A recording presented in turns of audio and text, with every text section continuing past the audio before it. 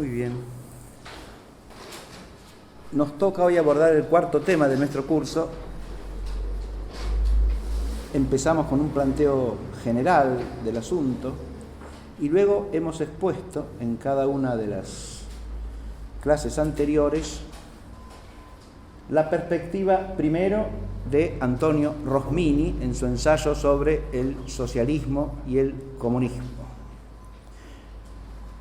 Luego la perspectiva de don Juan Donoso Cortés en su ensayo sobre el catolicismo, el liberalismo y el socialismo. Y hoy nos toca abordar la tercera perspectiva que hemos de considerar, que es la de Auguste Nicolas en la obra titulada Sobre el protestantismo y todas las herejías en su relación con el socialismo.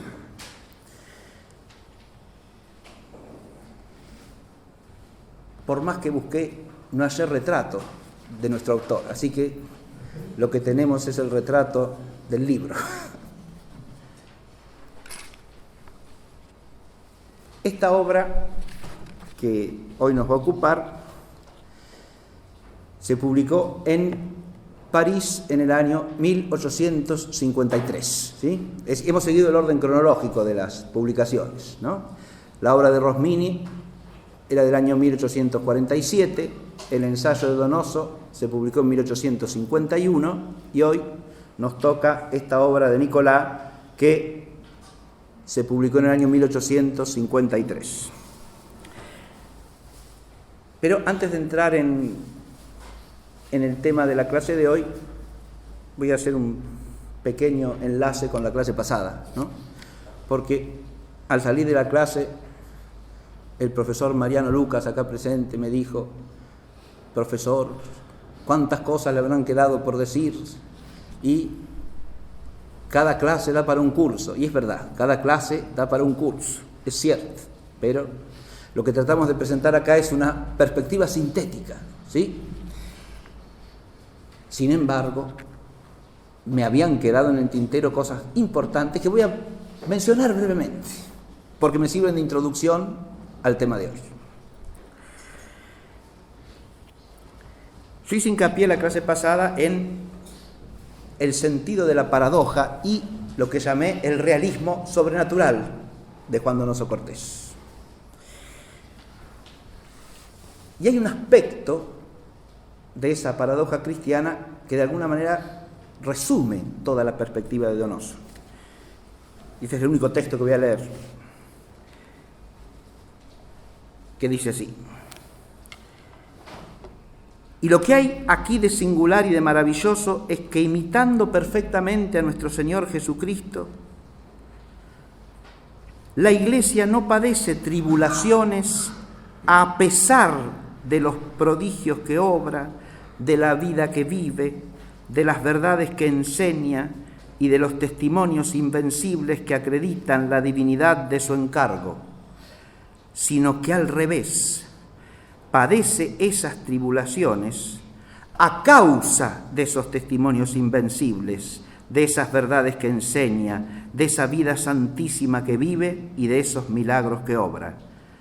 Suprimid por un momento con la imaginación esa vida, esas verdades, esos prodigios y esos invencibles testimonios, y habréis suprimido de un solo golpe y de una vez todas sus tribulaciones, todas sus lágrimas, todos sus infortunios y todos sus desamparos.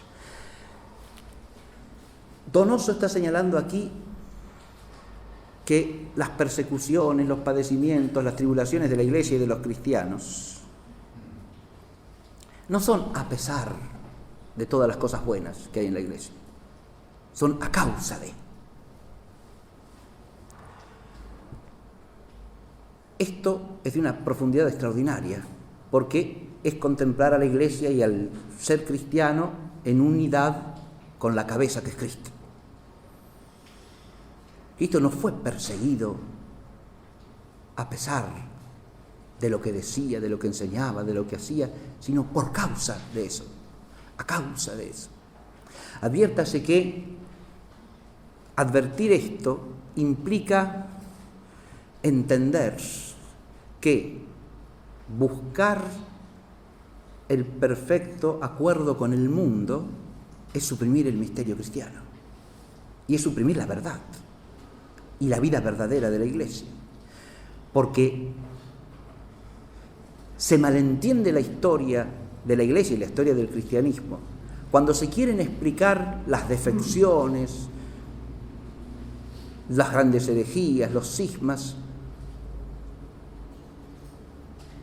las persecuciones, porque esas también son persecuciones que sufre la Iglesia, son persecuciones las más profundas, ¿no? Si se produce una herejía, un cisma, porque son persecuciones que tienen detrás al enemigo del género humano, es decir, al maligno. Esa persecución no es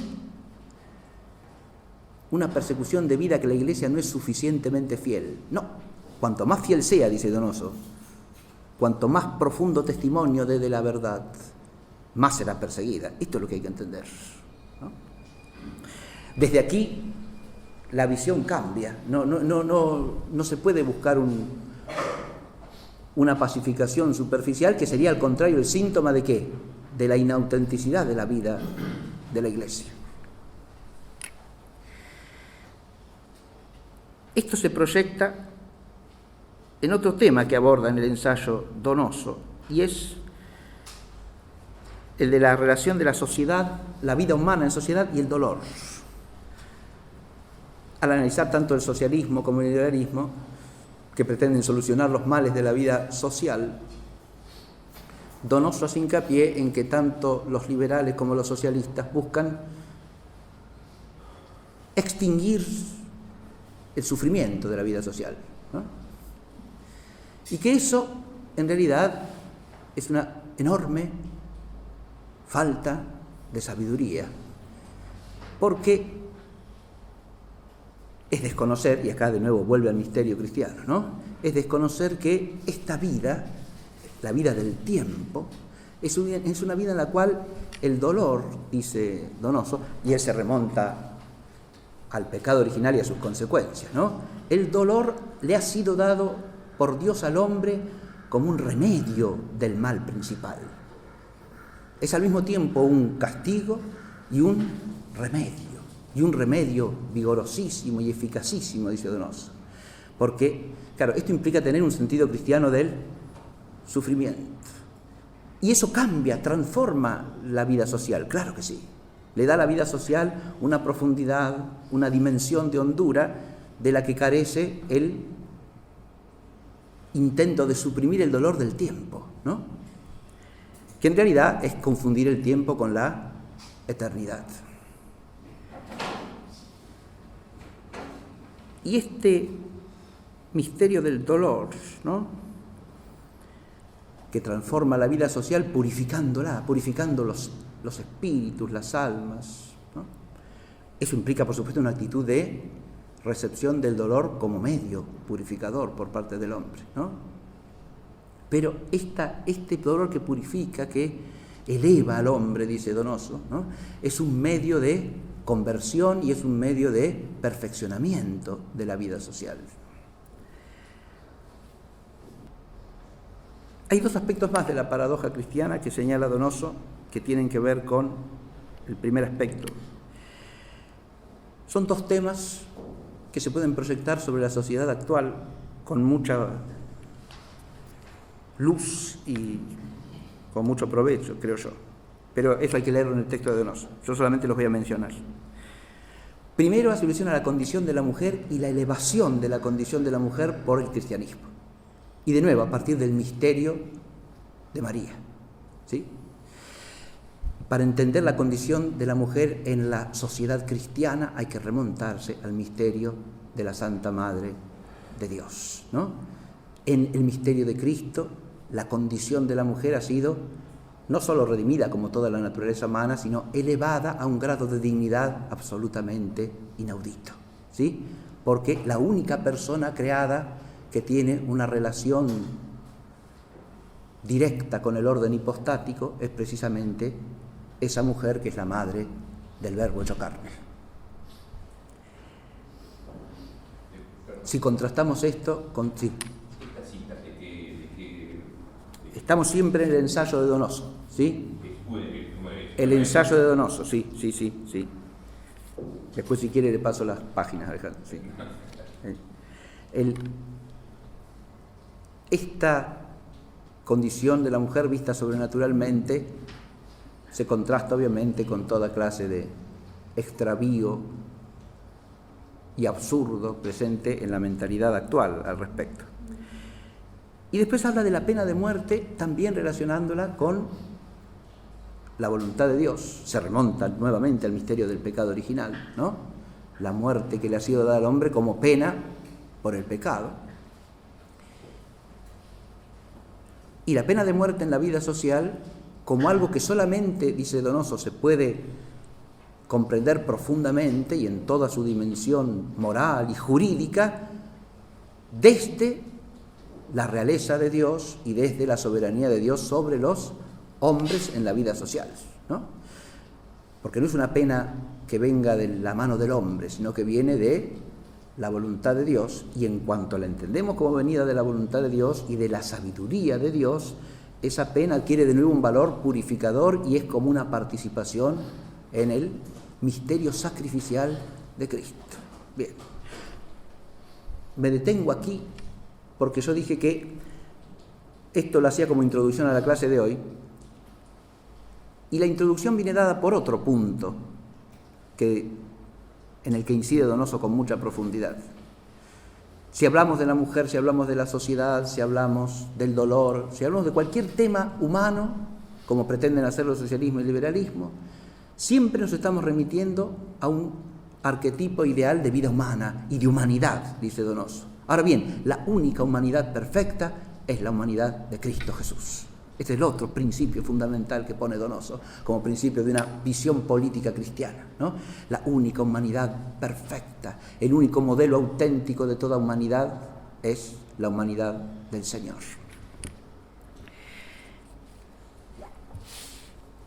De estos puntos que acabo de reflexionar, se desprende que sin la mirada sobrenatural no se puede ordenar la vida social. Esto es lo que sostiene Donoso. Y esto está básicamente también en la tesis de Auguste Nicolas.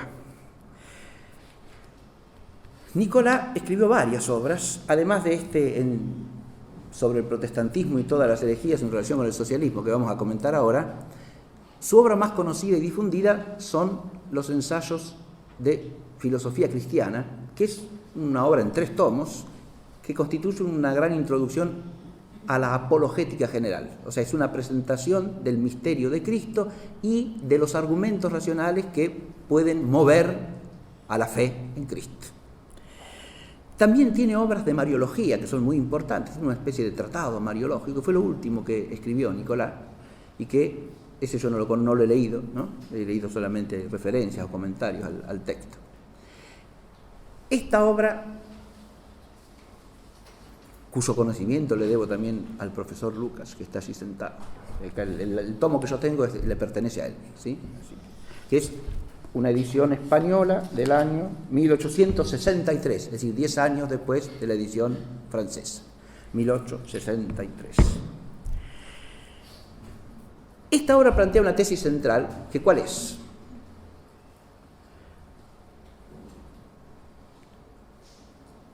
El socialismo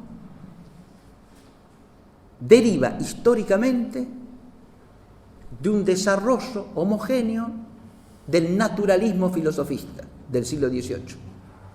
Y el naturalismo filosofista de los siglos XVII y XVIII deriva por un desarrollo homogéneo también del protestantismo.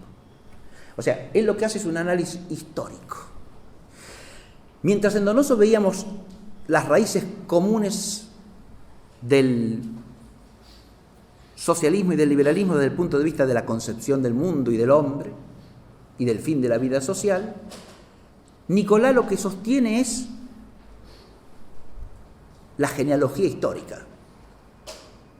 En la tesis de Nicolás, liberalismo y socialismo quedan enlazados porque históricamente proceden de la misma raíz y de alguna manera se suceden el uno al otro en un proceso histórico continuo. Este es el eje de la tesis que vamos a exponer hoy. Esta tesis la sostiene Nicolás saliendo al cruce de un opúsculo de Guizot. Guizot es un autor francés de mediados del siglo XIX, célebre sobre todo por una obra llamada Historia de la Civilización. Esa historia de la civilización de Guizot suscitó una respuesta literaria, también célebre, que es la obra de Jaime Balmes titulada Del catolicismo en comparación con el protestantismo en cuanto a su influjo en la civilización europea, donde Balmes rebate tanto el enfoque como la tesis de Guizot.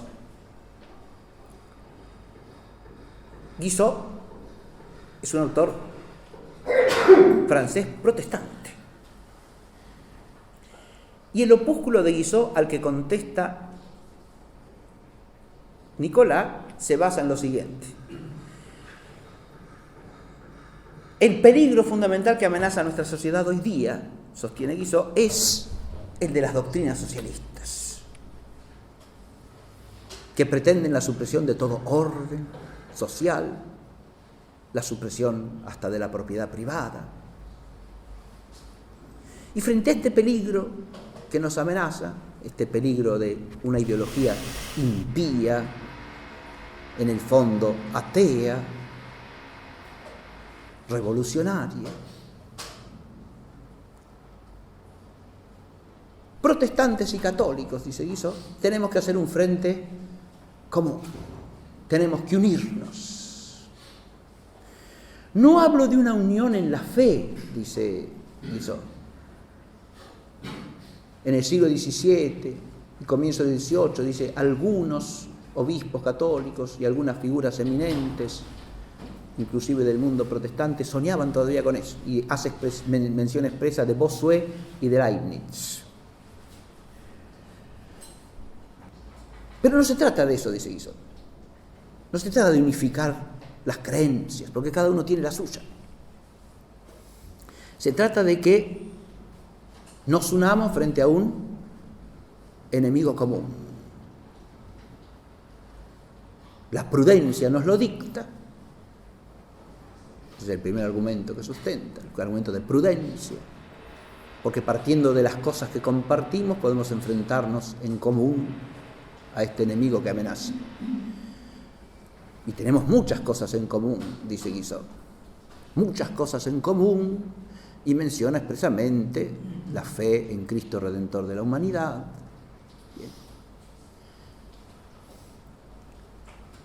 Y lo dicta la caridad, dice Guizot, porque todo eso que tenemos en común nos insta a respetarnos y a unirnos con una caridad que nos permita perfeccionar la vida social, conjugando al mismo tiempo el principio de autoridad, que está siendo vulnerado o que pretende ser vulnerado por el socialismo, y el principio de la libertad de todos, aún de los socialistas. Bien. Me he detenido a resumir la posición de Guizot porque la tesitura de Guizot, con el correr del tiempo posterior a Guizot, la han sostenido muchos, además de Guizot. ¿Sí?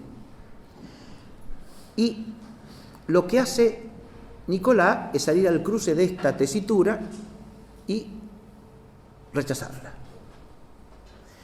Para rechazar esto es que escribe este libro. ¿Sí? Este libro es la refutación de eso que acabo de resumir.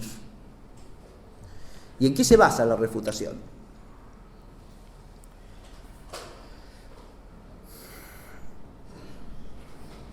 La refutación se remonta a lo siguiente, fíjense ustedes. Primero que nada, Guizot sostiene, dice Nicolás, que uniéndonos podemos conciliar la defensa del principio de autoridad con la defensa de la libertad de todos. Y en realidad, dice nuestro autor Nicolás, esto es imposible. Porque cuando usted dice principio de autoridad, y cuando usted dice que tiene un principio de autoridad que defender y un sentido de lo sobrenatural que nos une, en realidad está diciendo algo absolutamente equívoco. Porque si hay algo propio del protestantismo desde su origen, es el rechazo del principio de la autoridad sobrenatural instituida por Cristo en su iglesia. De manera tal que cuando usted habla de respeto del principio de autoridad, ¿de qué autoridad está hablando? Y cuando habla de un sentido de lo sobrenatural, ¿de qué sentido de lo sobrenatural está hablando? Quizá usted personalmente tiene un sentido de lo sobrenatural, pero muéstreme, le dice Nicolás Guizot, cuál es el sentido de lo sobrenatural que tienen los protestantes en general. Y yo le preguntaré, ¿qué protestantes? ¿Cuáles? ¿Los de qué secta? ¿Los de qué grupo? ¿Todos tienen el mismo sentido de la autoridad? ¿Hasta dónde respetan la autoridad? ¿Hasta dónde están dispuestos a respetarla? ¿Y desde dónde no? ¿Y qué sentido de lo sobrenatural tiene? Porque adviértase que estamos a mediados del siglo XIX y el liberalismo racionalista protestante se ha extendido amplísimamente, tanto entre el anglicanismo, recordemos la reacción de los oxfordianos de primera mitad del siglo XIX, donde estaba el cardenal Newman, ¿no?, contra la licuación absolutamente racionalista del anglicanismo, o el liberalismo racionalista instalado en las universidades alemanas a partir de David Friedrich Strauss, ¿sí? De manera tal que, ¿de qué sentido de lo sobrenatural me está hablando usted? Y no se puede dar una respuesta unánime y coherente a eso, precisamente por aquellas célebres variaciones del mundo protestante de las que hizo el análisis exhaustivo ya a fines del siglo XVII, principio del XVIII, el eminente obispo de Dijon, Jacques Benigne Bossuet, al que hacía alusión como un ilusorio, una especie de, que tenía el sueño de restablecer la unidad de la fe, ¿no? Hacía alusión Guizot. Pero además de esto, no es solo que el término respeto de la autoridad y sentido de lo sobrenatural pasan a ser equívocos. También está el problema de lo que usted habla de un respeto de la libertad. ¿De qué libertad está hablando? Ahí de nuevo nos metemos en un problema enorme. ¿Por qué? Porque el protestantismo desde el origen, le recuerda Nicolás Guizot, el protestantismo desde el origen ha negado la libertad en el sentido propiamente cristiano, es decir, el libre arbitrio de la naturaleza humana y la redención del hombre interiormente por la transformación de la gracia de Cristo que lo hace libre. Esas dos cosas son negadas por el protestantismo, tanto por Lutero como por Calvino, como por todos los que siguen después. Usted cuando habla de libertad meramente social y política exterior, que es la de los racionalistas, no la libertad cristiana. Y cuando habla de conciliar una cosa con otra, está hablando de conciliar dos cosas que se tornan equívocas en cuanto usted las quiere hacer patrimonio común de protestantes y de católicos. Pero no solo esto. El punto fundamental está en la cuestión siguiente, dice Nicolás. Usted dice que tenemos que formar un frente común contra el socialismo. Y yo le digo que el socialismo echa sus raíces en el protestantismo.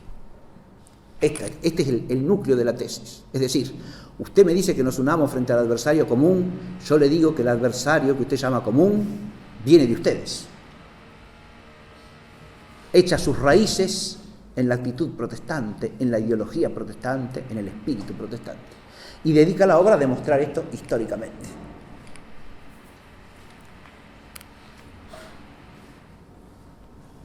La obra después de la obra tiene 4 partes. Una es la que acabo de resumir, que es exposición y contestación al opúsculo de Guizot. Y después de las 3 partes que siguen hay 2 principales. Una que está dedicada a mostrar el vínculo entre protestantismo y socialismo a través del naturalismo o del filosofismo. Es decir, un eslabón de enlace primero y fundamental es el naturalismo o filosofismo. Y el otro, la tercera parte del libro, la segunda principal, digamos, está dedicada a mostrar el otro eslabón de enlace, que es del protestantismo al socialismo a través del panteísmo. Sí, hay dos vías de enlace, según el análisis que hace Nicolás. La primera, a través del racionalismo, del naturalismo. La segunda, a través del panteísmo. Y después culmina la obra con la comparación entre el catolicismo y el protestantismo y su influjo en la civilización europea, en lo que dice: no hago más que un humilde resumen de la obra de Balmes a la que remite. ¿Sí? Es decir, si usted quiere estudiar seriamente este problema, vaya a la obra de Balmes.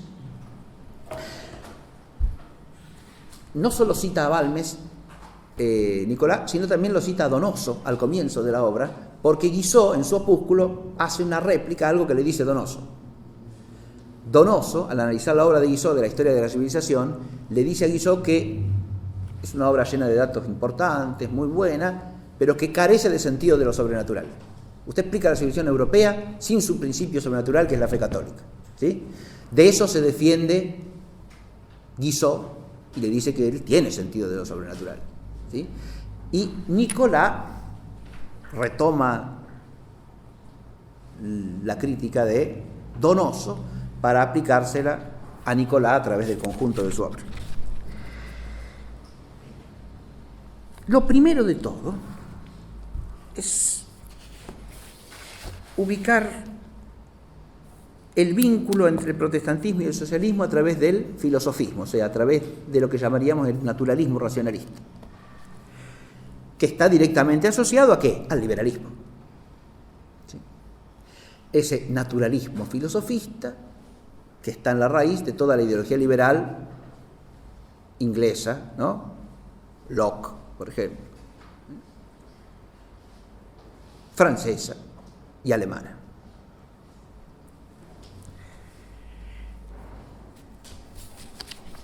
¿Cómo se produce el enlace entre una cosa y la otra?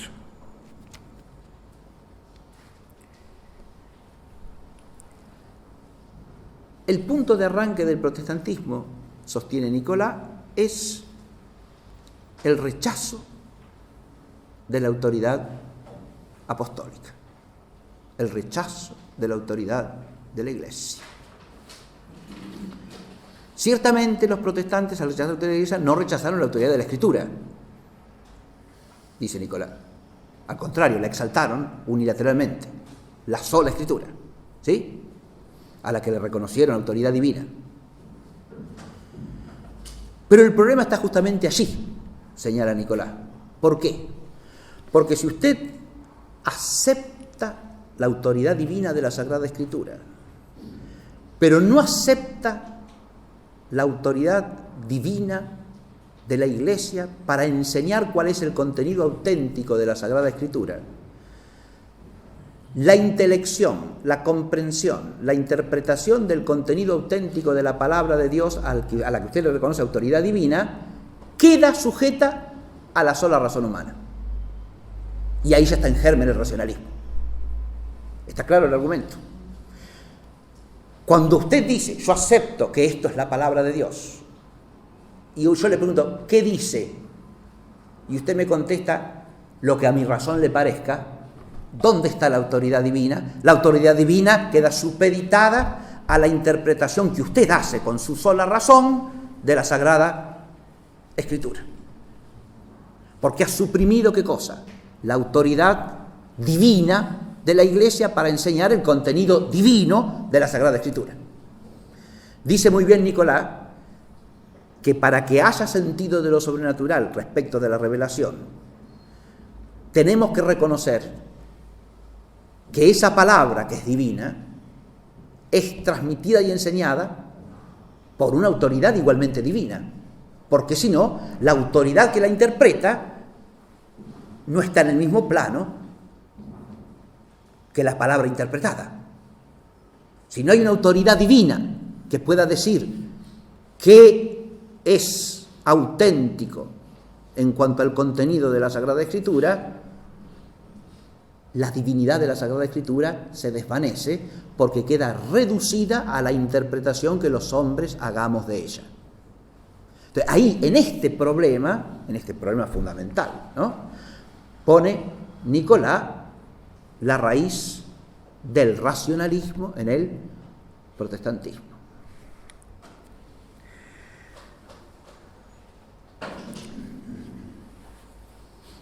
Esto que es claro en los principios teológicos, sostiene Nicolás que también se evidencia en la historia del protestantismo desde su origen.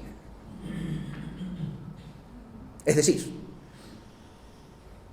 surge Lutero e inmediatamente surgen otros que empiezan a decir cosas distintas al propio Lutero. Y el propio Lutero, ¿cómo reacciona ante eso?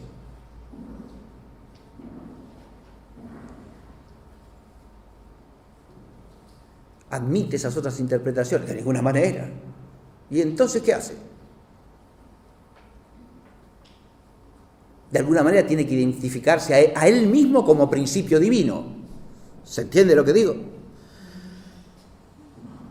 Esa autoridad divina que Cristo ha instituido en los apóstoles y sus sucesores, ahora se la tiene que arrogar él, pero no como autoridad, sino como si por él directamente hablase Dios mismo. Y ahí, advirtámoslo, ya de alguna manera está en germen la cuestión del panteísmo.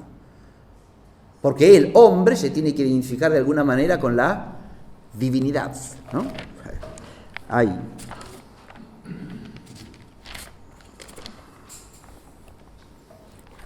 unas expresiones de Lutero que cita aquí.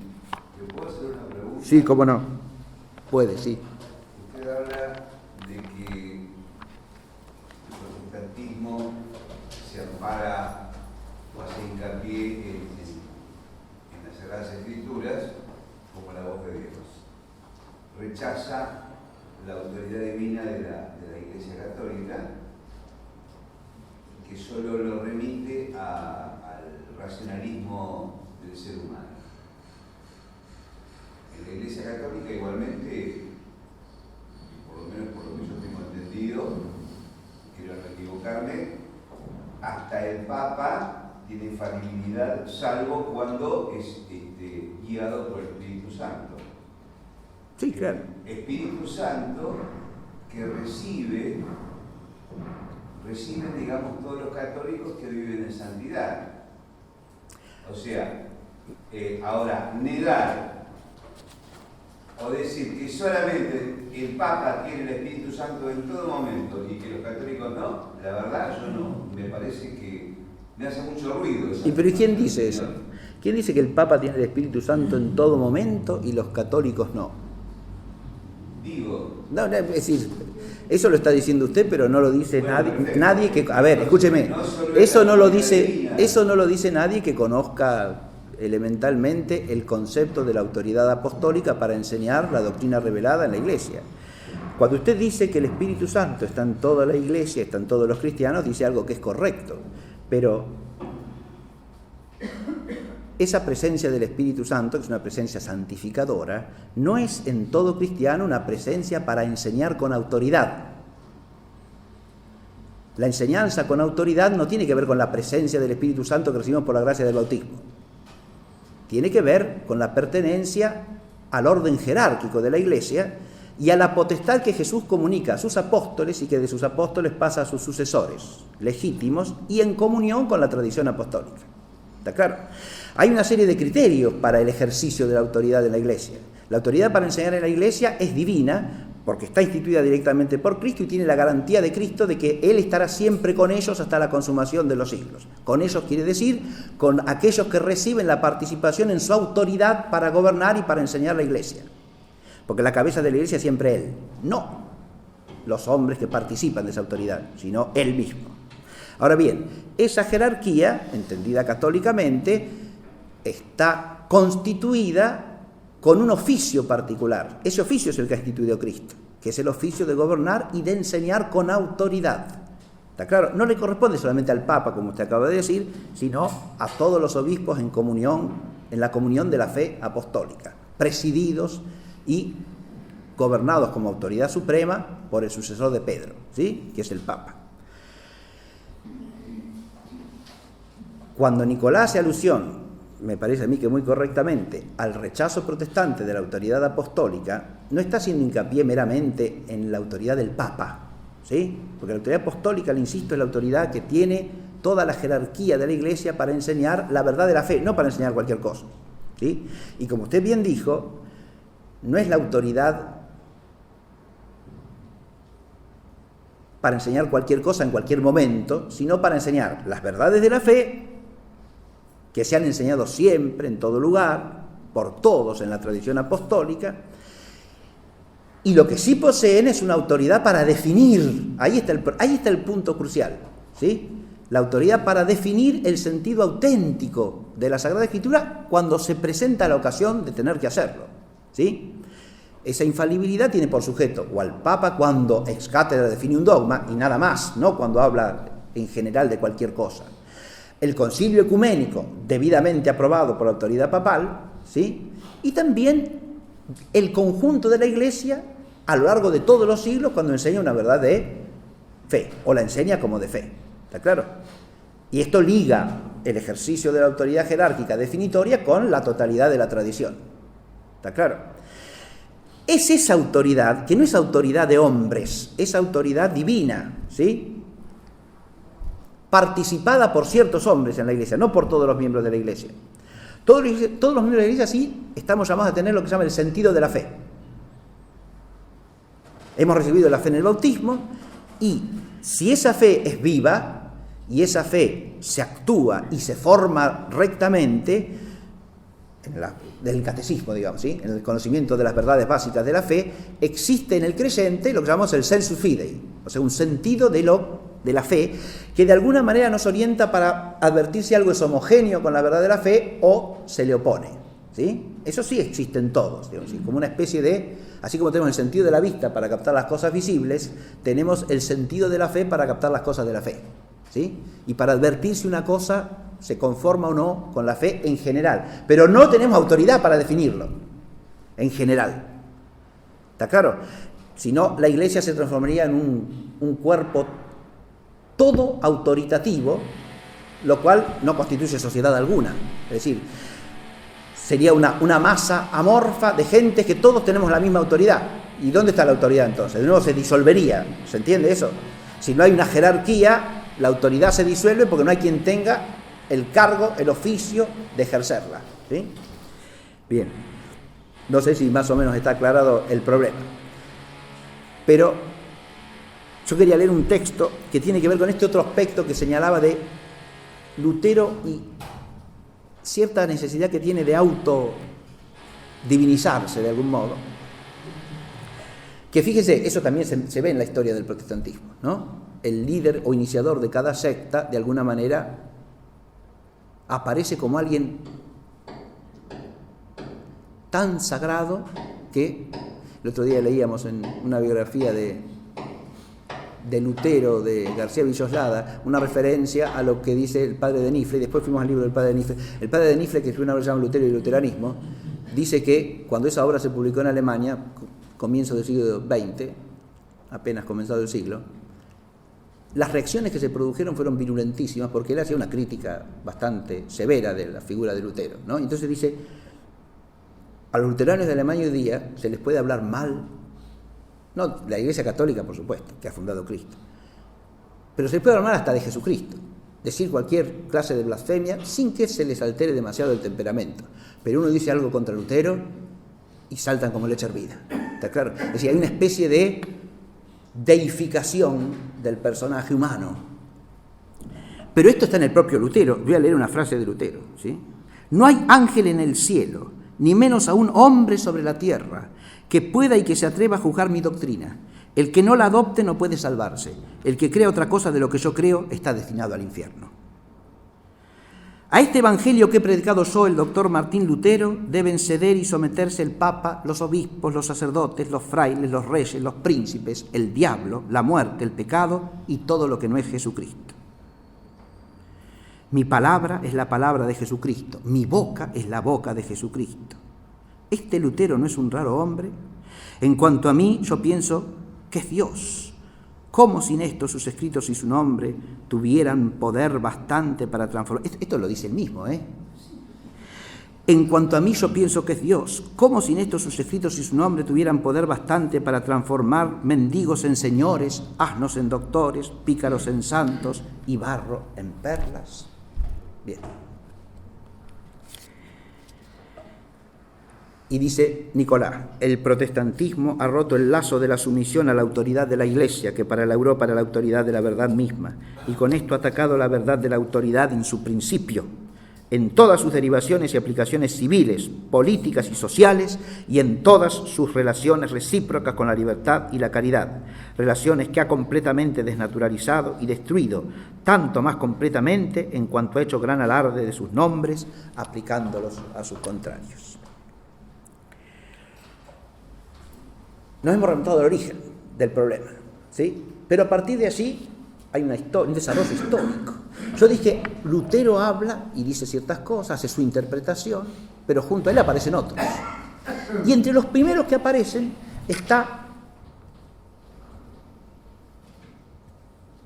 ahí lo tenemos a Lutero, Calvino acá abajo, y aquel que está allá es Thomas Müntzer. Thomas Müntzer, contemporáneo de Lutero, alemán como Lutero, va a sostener una interpretación comunista del Evangelio. La doctrina de Thomas Müntzer va a servir de trasfondo ideológico a las revueltas de los campesinos y de algunas ciudades alemanas contra la autoridad de los príncipes, en un sentido revolucionario y tumultuario que el propio Marx dirá es el principio de las revoluciones. ¿Está claro? Ahí ya tenemos cómo del principio de disolución de la autoridad auténtica de interpretación de la Iglesia a los primeros años de la historia del protestantismo aparece el comunismo, directamente. ¿Está claro? Thomas Müntzer va a sostener la ilegitimidad de toda propiedad privada y va a sostener que eso está enseñado en el Evangelio. Y por lo tanto hay que armarse contra los poderosos que detentan esa propiedad, eliminarlos y crear una sociedad comunista. ¿Está claro esto o no? Bien.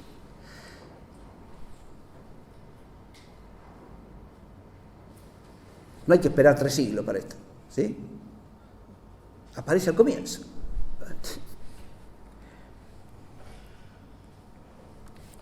Contra el comunismo de Thomas Müntzer escribe un opúsculo el gran humanista católico español Luis Vives, ¿sí? Tiene una obrita, un opúsculo, ¿sí?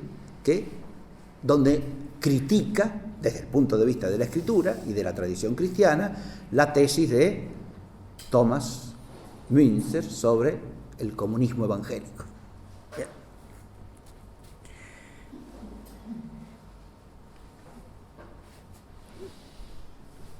Pero lo que trata de mostrar a su vez Nicolás es cómo del protestantismo originario se va a derivar el racionalismo naturalista. El racionalismo naturalista.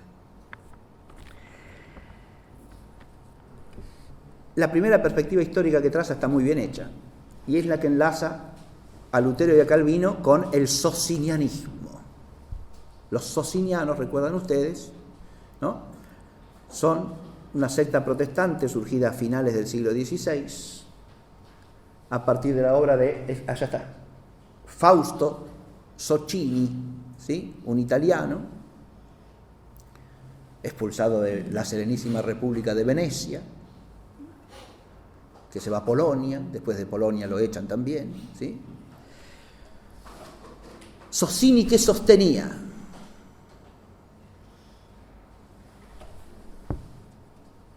Lutero, Calvino, dice Nicolás, han conservado muchos elementos de la fe católica, ¿sí? Los que a ellos les han parecido bien. ¿Está claro? Pero han iniciado el desmoronamiento del principio de autoridad y por lo tanto, ¿qué conservan? Y cada uno conserva lo que le parece, ¿sí? Así, Lutero todavía conserva, aunque corrompida, la doctrina de la presencia de Cristo en la Eucaristía, ¿no? cambiando la transubstanciación por la consubstanciación. Pero Calvino la rechaza de plano, totalmente. No hay presencia real alguna, con lo que suprime el misterio eucarístico en absoluto. Y así vamos, ¿sí? ¿Y Socini qué conserva? Y Socini no conserva más que el respeto a la Sagrada Escritura como palabra inspirada y la idea de un Dios creador, redentor y juez, pero rechaza la divinidad de nuestro Señor Jesucristo y rechaza el misterio de la Santísima Trinidad. Sostiene que ningún culto es necesario más que el de la virtud razonable. Ya estamos a las puertas del deísmo racionalista. ¿Está claro? Con Socini ya tenemos a fines del siglo XVI una doctrina en la cual lo que queda del Evangelio, lo que queda del cristianismo es prácticamente lo mismo que va a conservar, insisto, un deísta del siglo XVIII.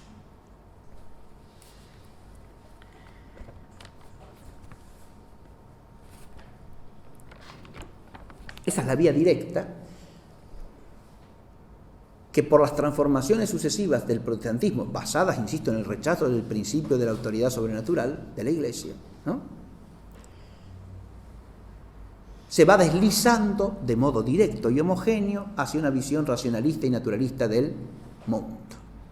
Pero esta visión racionalista y naturalista del mundo, tiene que ver profundamente con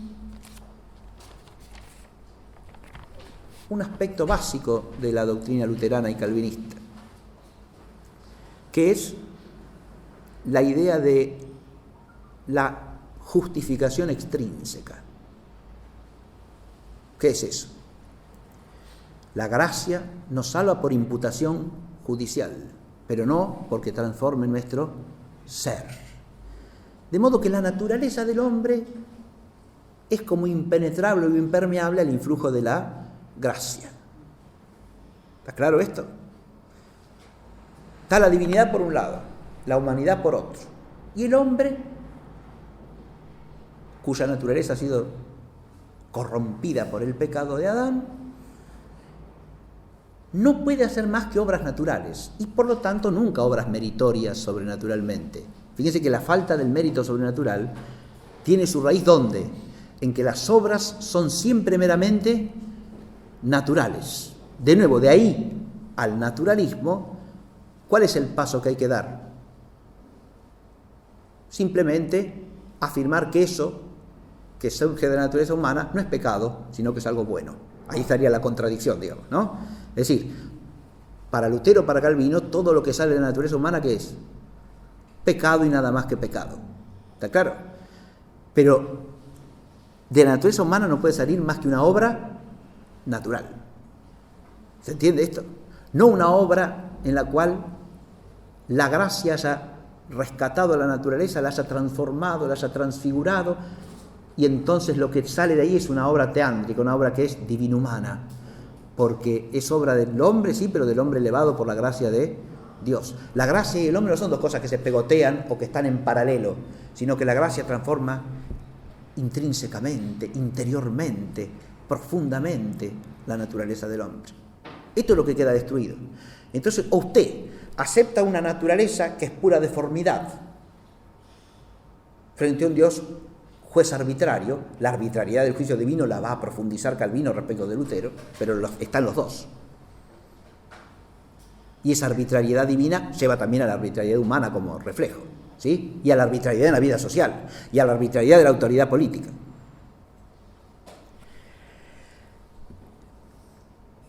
Por un lado, usted acepta esa humanidad destruida que es toda oscuridad, negación, o reacciona contra eso y dice, no, esta naturaleza, que es lo único que hay, lo único que podemos operar y actuar, es lo bueno. Y ahí ya estamos en el naturalismo, ¿sí? Dejemos a la naturaleza expandirse, desarrollarse, y ella hará todo, ¿sí? Ella nos solucionará todos los problemas. ¿Está claro? Bien. Obviamente que acá hay una vía de oposición, ¿no? No está solamente la vía de continuidad homogénea, hay una vía de oposición o de reacción, digamos, pero de reacción ¿por qué? Por un falso problema que crea la ideología protestante al separar lo divino de lo humano. ¿Está claro esto? Y esa separación genera una reacción en la que la afirmación de lo humano implica la negación de lo divino, y la afirmación de lo divino la negación de lo humano. Es la tragedia de la disociación de lo humano y lo divino. ¿Se entiende?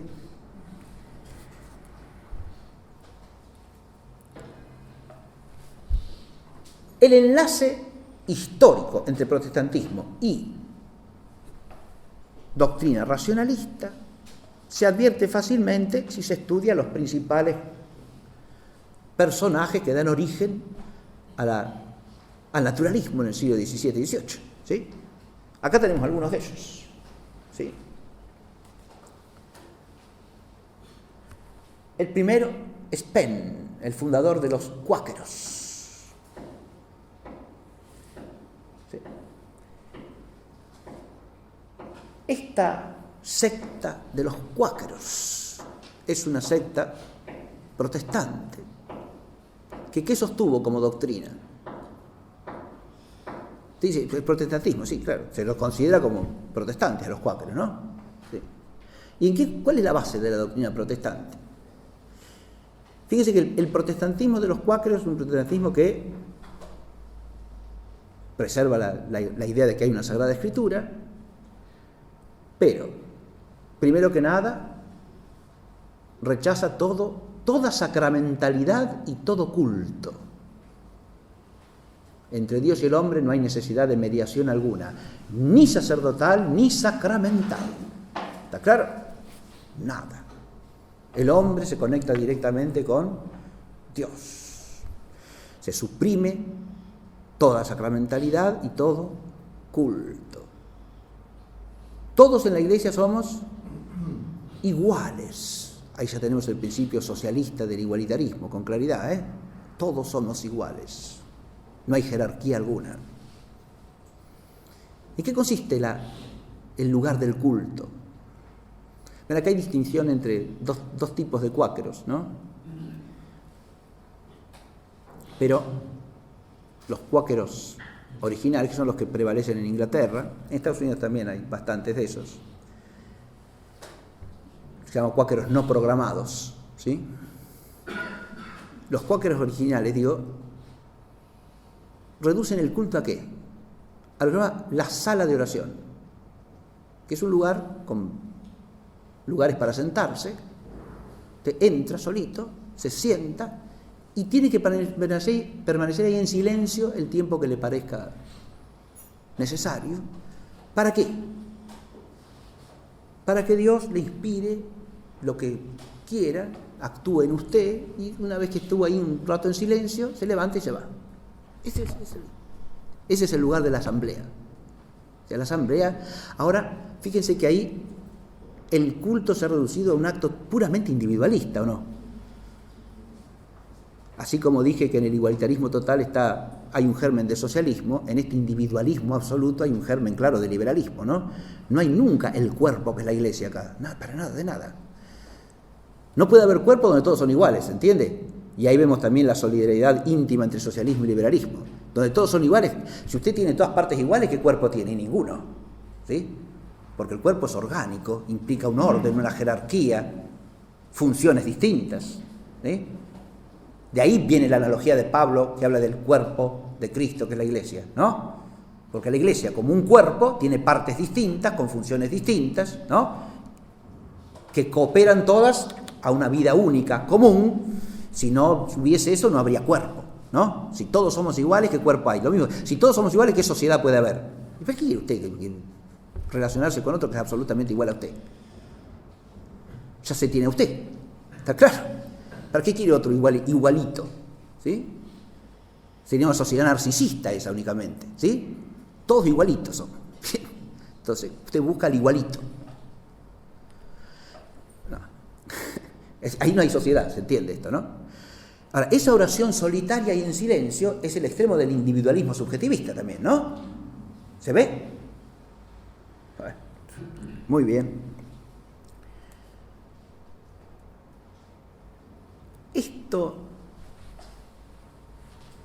cuando uno se sitúa ante una secta como la de los cuáqueros, ¿no? Se ve cómo en el desarrollo histórico del protestantismo, eso que dice Nicolás se verifica progresivamente, ¿no? La pérdida del sentido sobrenatural de la autoridad lleva a que en el proceso histórico lo que le queda de sobrenatural al comienzo se vaya diluyendo progresivamente. Porque lo que le queda de sobrenaturalidad al comienzo, ¿qué es? Y lo que todavía permanece de la tradición católica. ¿Está claro? Pero eso permanece sin el arraigo correspondiente. Y entonces eso es lo que se va diluyendo, se va debilitando y va desapareciendo constantemente. Bien.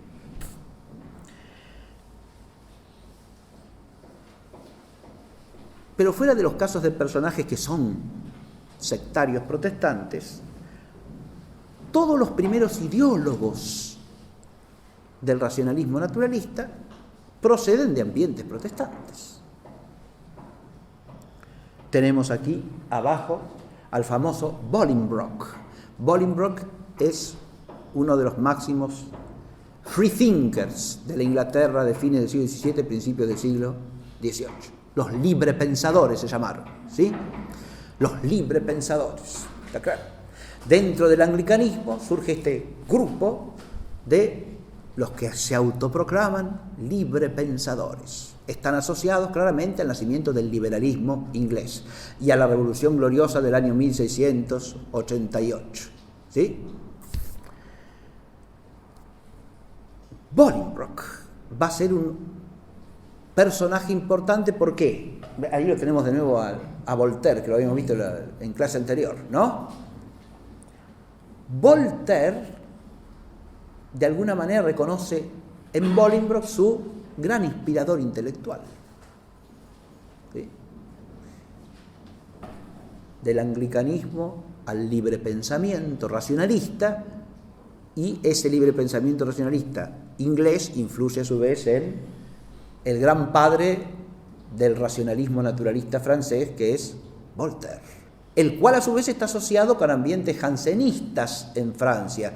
Ahí de nuevo está el vínculo directo con el influjo protestante. Recordemos que el jansenismo deriva de la doctrina de Jansenio, que es una interpretación de Agustín muy próxima al protestantismo luterano, ¿no? Y que luego, en Francia, ya para el siglo XVII y XVIII, se transforma en el nombre dado en común a todos los disidentes que se apartan de la autoridad de la monarquía cristiana francesa y de la autoridad de la Iglesia Católica.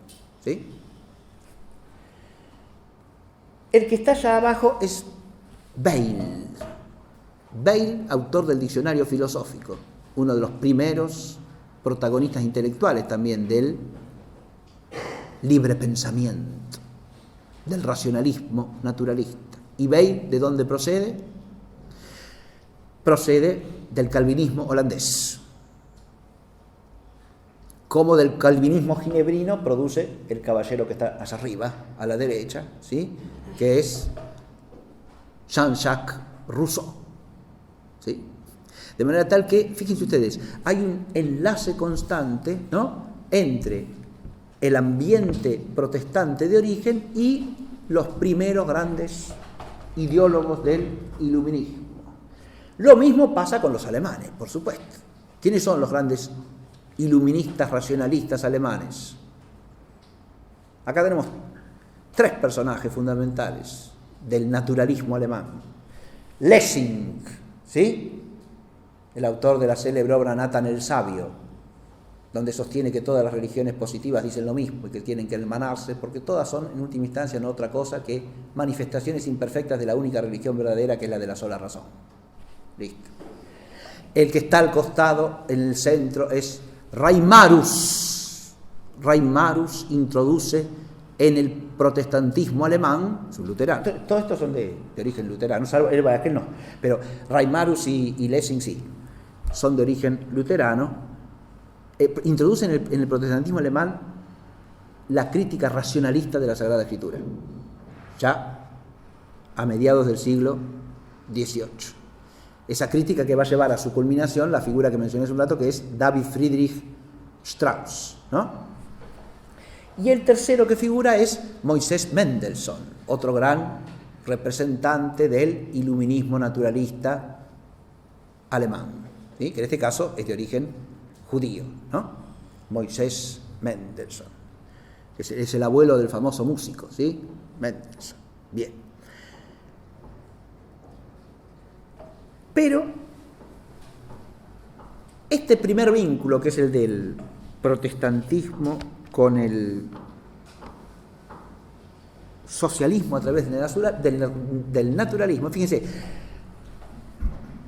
el nexo entre naturalismo y socialismo es más que evidente, porque el socialismo no es más que una variante del naturalismo. Pero Nicolás se detiene a demostrarlo analizando la contraposición entre Voltaire y Rousseau. En Voltaire tenemos el puro racionalismo naturalista, pero ya en Rousseau vemos aparecer los principios del socialismo y la condena a la propiedad privada como el origen de todos los males, ¿está claro?, en la vida social.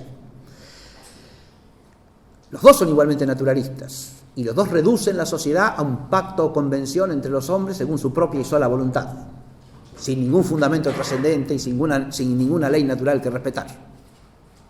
La ley natural es solamente la voluntad del hombre y lo que el hombre convenga. La ley natural interpretada en sentido naturalista, racionalista, no es otra cosa que lo que le parece a la razón humana, ¿sí?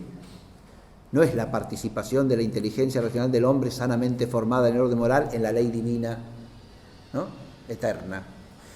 O sea, el recto juicio de la razón práctica en cuanto que discierne lo que es bueno y lo que es malo. No. La ley natural no es otra cosa que la naturaleza humana que se expande, que se desarrolla, que campa por sus fueros por sí sola, y ella sola establece lo que es justo y lo que es injusto, sin nada superior que la trabe. Es la autonomía kantiana esto, ¿sí? Es la autonomía, acá ya está Kant, ¿sí? El de la peluca dieciochesca, ¿sí? Kant. La autonomía, ¿qué quiere decir? Que el hombre se rige por sí solo. Ya hemos llegado a la mayoría de edad, dice Kant. Miren, y acá hay otro vínculo profundo con el protestantismo, que lo señala Nicolás en un capítulo de la obra. Habla de protestantismo y revolución. El protestantismo no solo inicia el rechazo de la autoridad sobrenatural, inicia el gesto de revolución, de cortar con toda la tradición. La verdad empieza acá conmigo. ¿Está claro? Hemos oído el parrafito de Lutero, que es estremecedor, ¿no? A partir de mí empieza la cosa. Todo lo anterior fue un extravío monumental. El grueso de la tradición es oscuridad y perdición. Ahora empieza lo bueno y lo verdadero, ¿no? Kant, cuando habla de su pensamiento, habla de la revolución copernicana de la filosofía. A partir de que haya pensado que el centro de la gravedad del conocimiento era el objeto, todo equivocado. En realidad es el sujeto. Bien. Gesto revolucionario, a eso me refiero, ¿sí?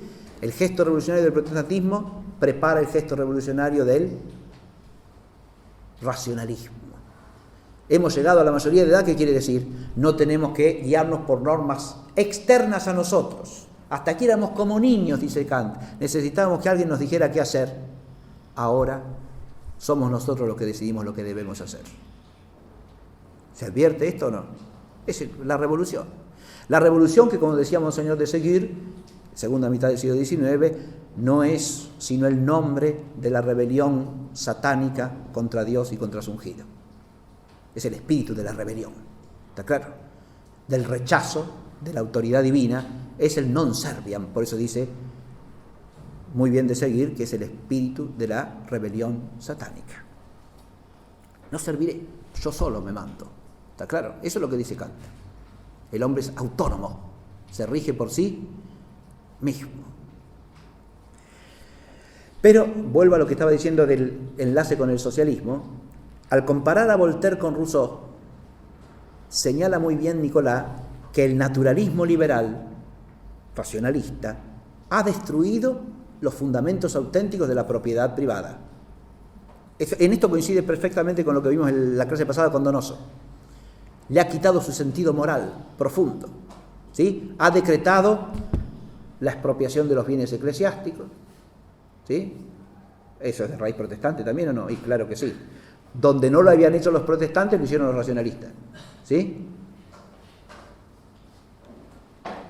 En Inglaterra no tuvieron que hacer los racionalistas porque ya lo había dicho el protestantismo, ¿sí? Y en los estados luteranos lo mismo. A los racionalistas les quedó hacerlo, a los liberales racionalistas les quedó hacerlo donde no había pasado el protestantismo, en Francia, en Italia, en España, ¿sí?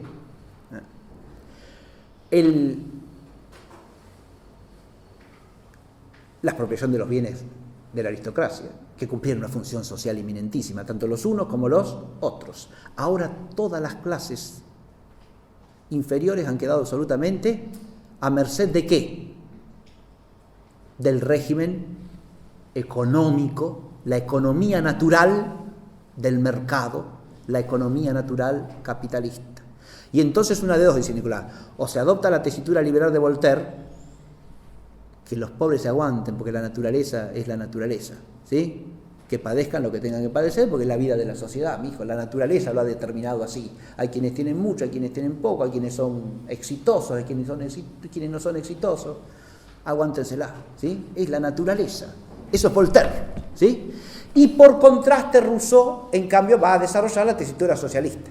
Nicolás dice, el socialismo no es más que la respuesta al problema falso planteado por la amoralización de la economía propia del liberalismo naturalista.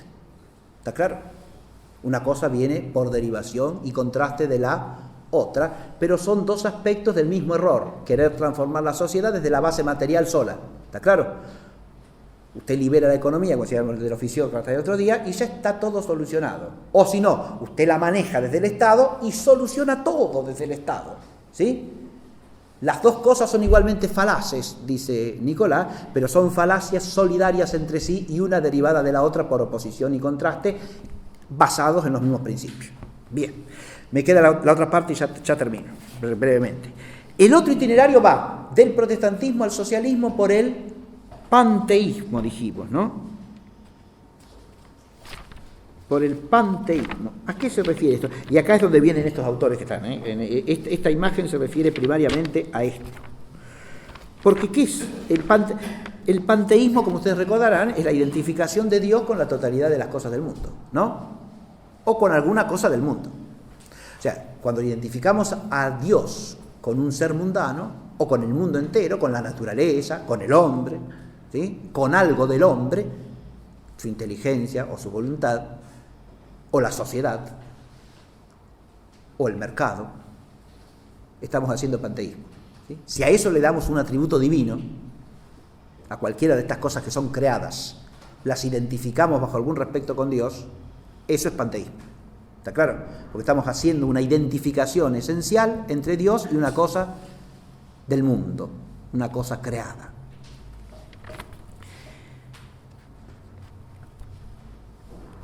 El vínculo de origen ya lo he señalado. Nicolás progresa en esta línea mostrando primero la relación de todas las herejías en la historia con el panteísmo. Eso es una larga exposición que hace. No necesitamos nosotros recorrerla para nada. Él se remonta, empieza por las herejías del siglo II, por los gnósticos, por el llamado neoplatonismo, o sea, el plotinianismo, ¿no? Y señala muy bien cómo el rechazo del misterio de la creación lleva a estos a cierta forma de panteísmo, ¿no? Y lleva razón, porque todo gnosticismo presupone una identificación de ciertos seres que no son Dios con el principio divino, porque en realidad tampoco concibe rectamente la divinidad, precisamente porque, como dice bien Nicolás, rechaza el principio de creación. Cuando usted rechaza un aspecto de la verdad completa, dice Nicolás, y está muy bien esto, ya ha vulnerado el principio de la autoridad divina, porque usted no puede elegir lo que va a aceptar de lo que dice la revelación. Me quedo con esto, tomo esto y esto otro, no me parece. Ahí ya se acabó la autoridad divina de la revelación, es lógico, claro. Pero cuando usted adopta un error, después del error se siguen toda una serie de consecuencias. Si usted suprime la distancia radical que hay entre el creador y la criatura, después le queda el camino abierto para identificar a ese Dios, que no es Dios, porque no es creador, con la criatura. ¿Se entiende? Bien. Todo el recorrido histórico que hace, que es muy interesante, no hay por qué repetirlo aquí para nada, porque no hace a nuestro tema, pero sí el vínculo del naturalismo del siglo XVIII con el panteísmo, porque ahí está la otra vía, ¿no? Cómo protestantismo enlaza con socialismo a través del panteísmo. Yo ya he sugerido dos cosas a este respecto. Primero, la necesidad de divinizar un principio humano de rebelión. Segundo, el subjetivismo de la religión protestante.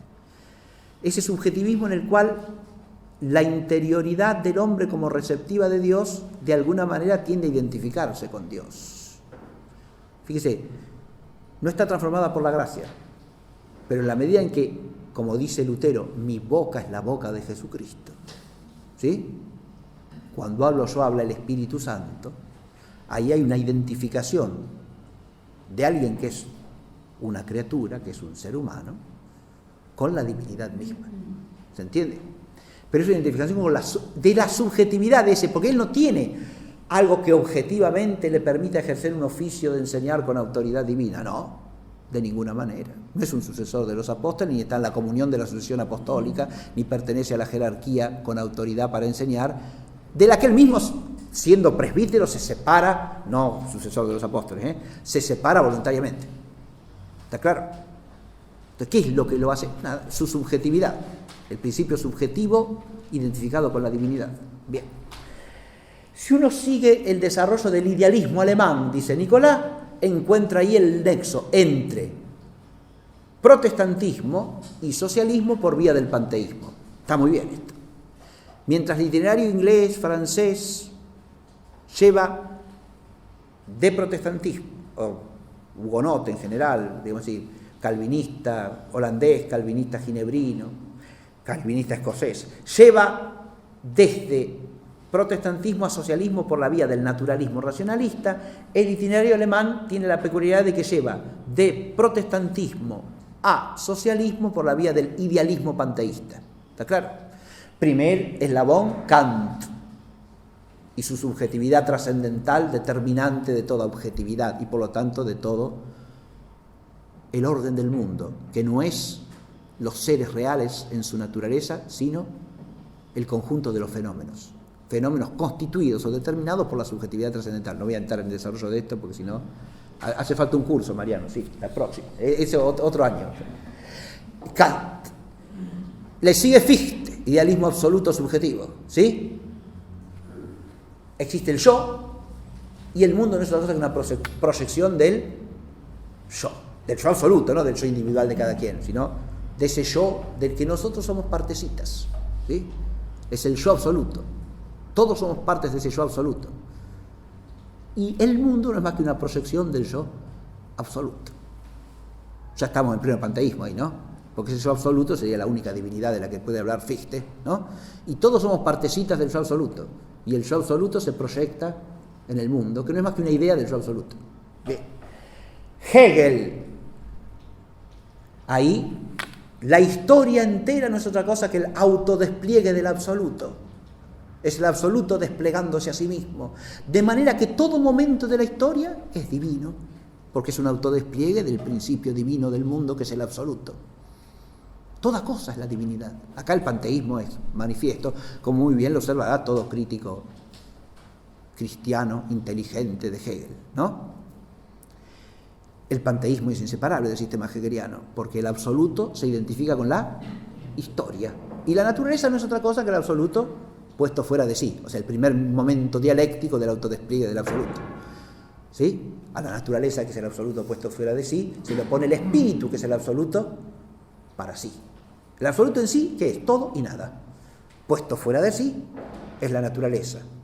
Puesto como para sí, que es la síntesis del en sí y del fuera de sí, es el espíritu. Bien. Toda la historia, adviértase que en esta visión aparece una consecuencia terrible del panteísmo, que está en la raíz del socialismo a su vez. Cualquier fenómeno de la historia es igualmente divino y por lo tanto igualmente legítimo. A y no A. Esto y lo que se le opone. ¿Se ve? Ahí está la dialéctica, ¿no? Pero el espiritualismo monista de Hegel, panteísta, tiende hacia el materialismo a partir de lo que se llama la izquierda hegeliana, ¿sí? Después que se muere Hegel, el hegelianismo se divide en dos, la derecha hegeliana y la izquierda hegeliana. Y de la izquierda hegeliana hacen las formas más virulentas de socialismo que se conocen, y fundamentalmente el marxismo, ¿está claro? Ahí está Bruno Bauer, que es uno de los primeros representantes de la izquierda hegeliana, y que ya es un socialista, ¿está claro? Hegel es un socialista, digamos así, espiritualista. Estos son socialistas materialistas, ¿está claro? Bien. El otro que está allá es David Friedrich Strauss. Y está puesto acá, y Nicolás lo menciona acá, ¿por qué? Porque David Friedrich Strauss cumple con una función fundamental respecto de este panteísmo idealista alemán, y es introducirlo y llevarlo al terreno de la exégesis bíblica. La única, acá el principio que ya estaba en germen en Lutero se explicita de la manera más radical posible, pero en un sentido historicista panteísta. ¿Por qué? Porque no podemos entender ahora la historia como se entendía hace 2 siglos, dice Feuerbach. La escritura, perdón, como se entendía hace 2 siglos, ni como se entendía hace 8, ni hace 10. Pero la historia es una constante evolución. A cada momento de la historia le sucede otro.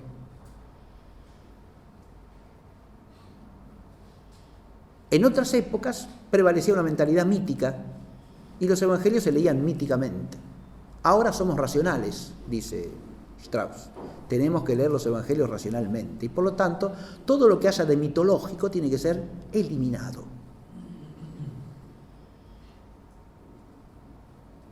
Si los evangelios hablan de milagros, si hablan de Cristo como Dios, si hablan de realidades sobrenaturales, todo eso pertenece a una mitología históricamente superada. ¿Está claro? Nuestra lectura de la Escritura, para ser histórica y real y social, tiene que ser racional, porque vivimos en la época de la razón. ¿Está claro esto, no? Bien.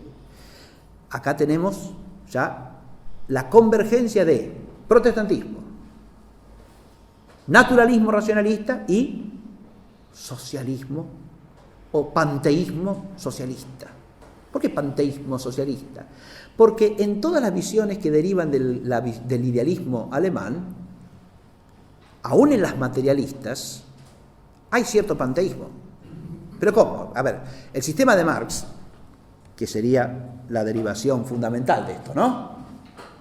En Marx no tenemos más que la versión radicalmente materialista del pensamiento hegeliano. Pensamiento historicista, pero materialista. Y radicalmente materialista porque entiende al hombre como un ser puramente material y toda la realidad como pura materialidad. Entonces, el panteísmo, esto es ateísmo. Sí, es ateísmo, está bien, pero esta concepción ateísta le atribuye al hombre propiedades que son divinas. El hombre se produce a sí mismo en el proceso de la historia, es decir, se crea. ¿Sí? ¿Está claro? El hombre, a través de la revolución, lleva la historia a su fin, es decir, se redime a sí mismo. Y, consumada la revolución, superado la fase comunista de la revolución, e instalada el socialismo natural, que es la naturaleza socializada, ahí tienen naturalismo y socialismo en plena fraternidad, ¿sí? Es lo que escribe Marx en los manuscritos económicos filosóficos de 1843, ¿no? La sociedad naturalizada, que es la naturaleza socializada. ¿Y esto qué es? La sociedad plenamente humanizada, o sea, la humanidad plenamente socializada. El hombre se redime a sí mismo cuando se hace plenamente social, ¿sí? Se socializa, y se socializa quiere decir que se naturaliza. De tal manera está inmerso en la naturaleza que ya no se separa de la naturaleza ni se distingue de ella. Todo el proceso de la historia ha sido eso, el hombre enfrentando a la naturaleza por el trabajo que transforma la naturaleza. Pero una vez que el trabajo le permite ser absolutamente dueño de sí mismo y superar la alienación social por la revolución, el hombre se reinserta en la plenitud de la naturaleza y vive en la naturaleza feliz y dichoso por siempre jamás. ¿Está claro? Es decir, se produce la sociedad naturalizada, que es la naturaleza socializada. Pero esto es la humanidad socializada también. La humanidad ya es la sociedad perfecta. ¿El hombre se redime a sí mismo? Claro que sí, el hombre es el redentor del hombre. Adviertas que el panteísmo deja acá su huella, porque lo más atractivo de estos pensamientos socialistas no es su brutalidad materialista, sino lo que le queda también de resabio de la verdad cristiana en categorías como la de creación, redención y finalmente la gloria del paraíso, invertida demoníacamente, porque el paraíso marxista consiste en una sociedad en la que nadie puede ni siquiera pensar en algo trascendente, porque está plenamente satisfecho en la inmanencia, es decir, de todo según su capacidad, a todo según su necesidad, y por lo tanto no hay alienación posible, y la religión en Marx es una alienación, ¿no? Hasta que pensar que hay algo que no existe, que trasciende al mundo material, es lo que no pasará en la sociedad. O sea que esa sociedad es la sociedad que ignora totalmente a Dios. Fíjese que es el infierno. Es una sociedad donde nadie ve a Dios ni siquiera en sospecha.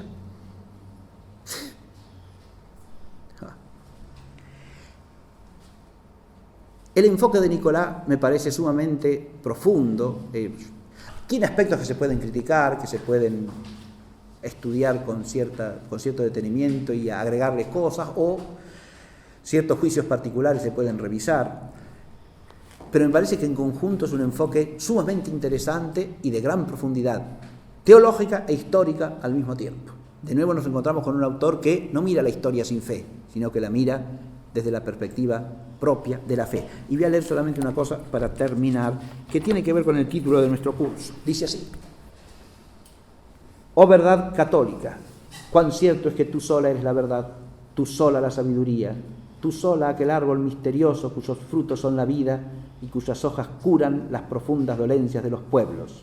Cuán cierto es que tú eres la explicación y la salud de todo, en el tiempo y en la eternidad. Y recordemos que esta verdad católica a la que alude Nicolás es católica no porque es nuestra. Porque si alguien se cree dueño de la verdad católica no entiende lo que es la verdad católica. Es católica porque es la verdad que nos ha dado Dios en la plenitud del misterio de su Hijo unigénito hecho carne, que es la cabeza de su cuerpo, que es la Iglesia. Bien, muchas gracias. Las próximas.